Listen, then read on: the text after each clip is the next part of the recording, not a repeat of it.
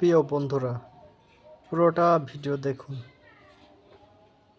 একটু খেয়াল করে শুনেন। নুপুরের দাম লাখ টাকা হলেও তার স্থান হচ্ছে পায়ে, আর টিপের দাম মাত্র 1 টাকা হলেও তার স্থান কপালে। ইতিহাস সাক্ষী, লবণে কখনো পোকা ধরেনি, কিন্তু মিষ্টিতে প্রতিদিনই ধরে, আবার পিঁপড়াও ছাড়ে না। মানুষ সোজা পথে চলতে চায় না, বাঁকা পথেই আগ্রহ বেশি।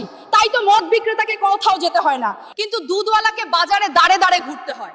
আমরা সর্বদা দুধ বিক্রেতাকে বলে থাকি, দুধে জল মিশাননি তো? আর মানুষ মদে জল মিশে খায়। আজ পর্যন্ত মানুষকে এতটুকুই চিনলাম।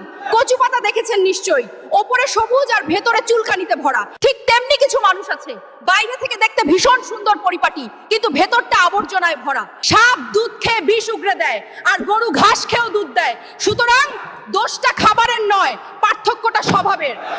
নিজের যোগ্যতা নিয়ে কখনো অহংকার করবেন না। মনে রাখবেন, পাথর কিন্তু নিজের ওজনের জন্য জলে ডুবে যায়। কি আজব দুনিয়া জানেন? যার চোখে ঘুম আসে তার কাছে ভালো বিছানা নেই, আর যার কাছে ভালো বিছানা আছে তার চোখে ঘুম নেই। যার মনে দয়া আছে তার কাছে দেওয়ার মতো কিচ্ছু নেই, আর যার কাছে দেওয়ার অনেক কিছু আছে তার দেওয়ার মতো মনটাই নেই। এটাই বাস্তবতা।